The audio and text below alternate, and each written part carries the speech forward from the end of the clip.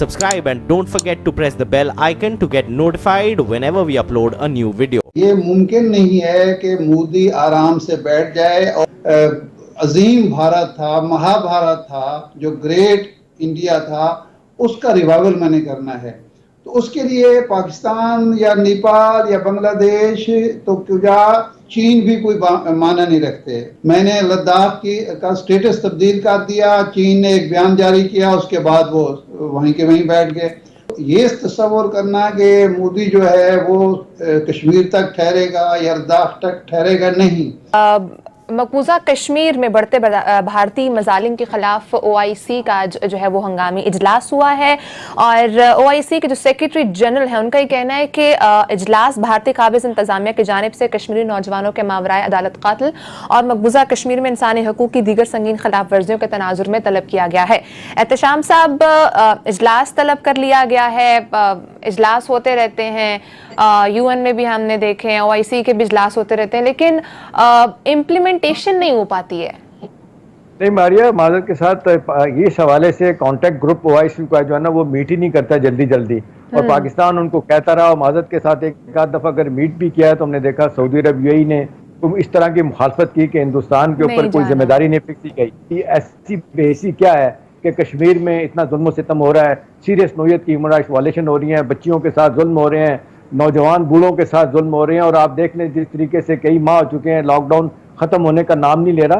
तो वो एक बहुत बड़ा दबाव आया था OIC के ऊपर, और उनको पहली दफा अंदाजा हो रहा है कि OIC के कांटेक्ट ग्रुप में जो इम्पोर्टेंट मेंबर हैं UAE, सऊदी अरब, जिन्होंने मोदी को आपने देखा जिस तरीके से बुला के तमगे और मेडल दिए थे, वो भी मजबूर हो गए हैं कि भाई नथिंग डूइंग। अब बदलते औलाद में ऐसा नहीं हो सकता कि कश्मीर में जुल्म सितम जिसमें मुसलमानों से ज्यादा गैर मुस्लिम बोले हैं, तो शायद मेरा ख्याल है वो ख्वाजा आसिफ को बकौल कोई शर्म होती है, कोई हया होती है, तो शायद उनको भी ख्याल आया कि भी अब हमें भी इस पर बोलना चाहिए। तो मेरा ख्याल है उस लिहाज से ये बड़ी अहम डेवलपमेंट है और हमारे लिए ठीक है। फौरी तौर पे तो हम नहीं कुछ कह सकते कि हिंदुस्तान को बात मान लेगा। अच्छा शायद साहब, आप इस पर कमेंट कीजिएगा और साथ ये भी बताइएगा कि आज फिर जो है वो LOC पर फायरिंग हुई है, फिर LOC की खिलाफ वर्जी भी की गई है, बार बार बुज़दिलाना कार्रवाइयां कर रहा है भारत, तो ये इसकी वजह क्या है? हमें मोदी के माइंड को समझना होगा। ये जो नरेंद्र मोदी हो, हिटलर हो, सद्दाम हुसैन हो, इस तरह के जो लोग होते हैं जो हादसाती तौर पर आते हैं और फिर छा जाते हैं, उनका एक माइंडसेट बनता है कि जी हम नाकाबिल तस्खीर हैं, हम जो भी करेंगे वो कामयाबी से हमकिनार होगा, नाकामी हमारा मुकद्दर नहीं है। बिल्कुल मोदी बिल्कुल इसी माइंडसेट का शिकार है। अब ये तस्वर करना कि मोदी जो है वो कश्मीर तक ठहरेगा या लद्दाख तक ठहरेगा, नहीं। वो अपने अवाम से, अपने वोटरों से, अपने जो हिंदुत्व के हामी लोग हैं उनसे ये वादा कर चुका है कि कुदरत ने मुझे ये मौका फराहम किया है कि वो जो अजीम भारत था, महाभारत था, जो ग्रेट इंडिया था, उसका रिवाइवल मैंने करना है। तो उसके लिए पाकिस्तान या नेपाल या बांग्लादेश तो क्या चीन भी कोई माना नहीं रखते। वो ये तस्वर नहीं कर सकता कि ये दो मेरे साथ जो है, मैं खुद भी न्यूक्लियर पावर हूँ, 2 न्यूक्लियर पावर और भी हैं, वो ये समझता है कि मैंने जो किया अभी तक, गुजरात में इतना कत्लेआम किया, मुझे बुचरा गुजरात का जो है लक़ब मिला, लेकिन मेरा दुनिया ने क्या बिगाड़ लिया। मैं उसके बाद वज़ीर आला से वज़ीर आज़म बन गया। मैंने उसके बाद कश्मीर में 5 अगस्त को इक़दाम किया, 2-4 बयानात के अलावा कुछ भी नहीं हुआ, जो होना था हो गया। मैंने लद्दाख का स्टेटस तब्दील कर दिया, चीन ने एक बयान जारी किया, उसके बाद वो वहीं के वहीं बैठ गए। तो अब वो आगे बढ़ना चाहता है, और इस आगे बढ़ने के जो उसकी ख्वाहिश है या उसका अज़्म है या जो इरादा है या मंसूबा है, ये मुमकिन नहीं है कि मोदी आराम से बैठ जाए और अपना इमेज बहाल करने के लिए कोई मुहिम जोई ना करे। वो मुहिम जोई का हदफ हम हो सकते हैं। वो समझता है 2-3 वजूहात से। नंबर 1 तो ये है पाकिस्तान जो है मुश्किलात का शिकार है, हमारे यहाँ सियासी यकजहती का फुकदान है, हमारे यहाँ जमहूरियत नहीं है, हमारे यहाँ माशी बदहाली है, कई और अवामिल हैं। तो इसलिए वो मुहिम जोई के बारे में वो किस नोयत की होगी ये नहीं कहा जा सकता, लेकिन वो मुहिम जोई उससे बैद अज़ क़यास, बैद अज़ इम्कान नहीं है। लेकिन इस सूरत हाल में हमारे लिए एक अपॉर्चुनिटी मौजूद है। देखें, जब भी कोई बहरान हो, क्राइसिस हो, उसके अंदर एक अपॉर्चुनिटी, एक मौका मौजूद होता है। उसमें फिर ये बड़ा और छोटा, ताकतवर कमजोर की अहमियत नहीं होती। अहमियत होती है कि आप अपने पत्ते किस तरह से खेलते हैं।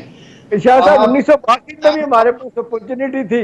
जब वो कहते हैं कि लड़ाई हुई थी हिंदुस्तान की चाइना के साथ, तो अयूब खान, वो कहा जाता है कि चाइनीज लीडरशिप ने कहा था जाओ मकबूजा कश्मीर हम तुम्हारी मदद करते हैं। वो कहा जाता है लेट अयूब खान साहब जो है ना, वो किसी ना किसी मदद की वजह से खामोश रहे। अयूब खान ने कहा कि जी मेरी नींद न खराब करो, जंग बईद इम्कान है, ये मुमकिन ही नहीं है, कैसे हो सकता है कि मैं जंग में उलझ पड़ूं। तो वो मौका हमने जाया किया।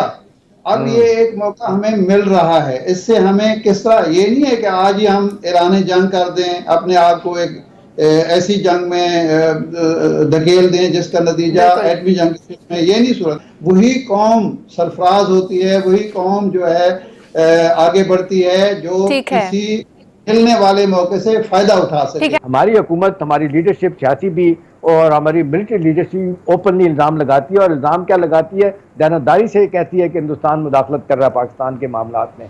तो जाहिर सी बात है। और फिर ये कहना कि जी वो फॉल्स फ्लैग ऑपरेशन कर सकता है। एक दफ़ा पुलवामा, और फिर आपने देखा बहाना बना के उन्होंने कोशिश की। शाह साहब, आप बताइएगा कि क्यों इंडिया को, चाहे वजीरिस्तान हो, LOC हो, क्यों उनको हमारा अमन जो है वो नहीं भाता? वो उनको क्यों प्रॉब्लम होती है अगर पाकिस्तान में अमन होता है तो?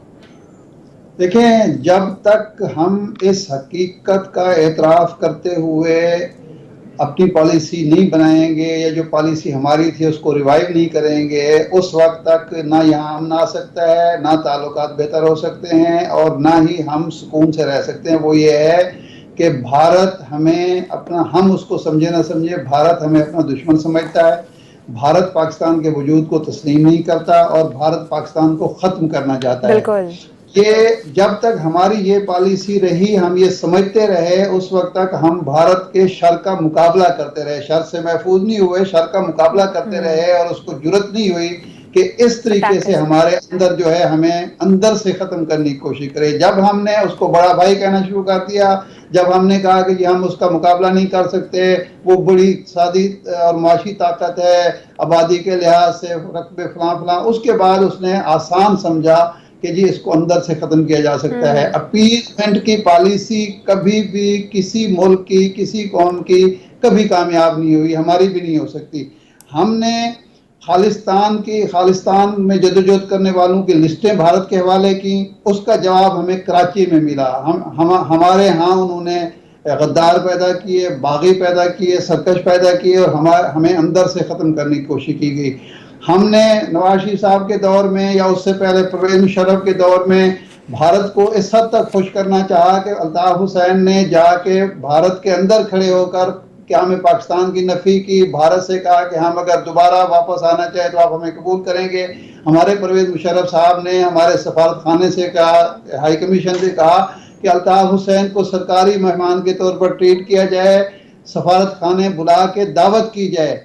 उसका नतीजा हमें ऑफिशियली कश्मीर पे बात करना खामोश हो गया था। हमने कश्मीर पे बात करनी छोड़ दी। हमने भारत को दुश्मन कहने की बजाय हमसाया मुल्क कहना शुरू कर दिया। हमने ये कहा कि हमारी सरजमीन इस्तेमाल, वो उसकी सरजमीन इस्तेमाल हो रही थी पहले, फिर जब हमने कहा हमारी सरजमीन इस्तेमाल नहीं होगी तो उसने हमारी सरजमीन पर हमारे गद्दार खड़े कर दिए, और हमारी ही सरजमीन पर हमारे ही अंदर से क्रिएट किए हुए गद्दार खड़े कर दिए।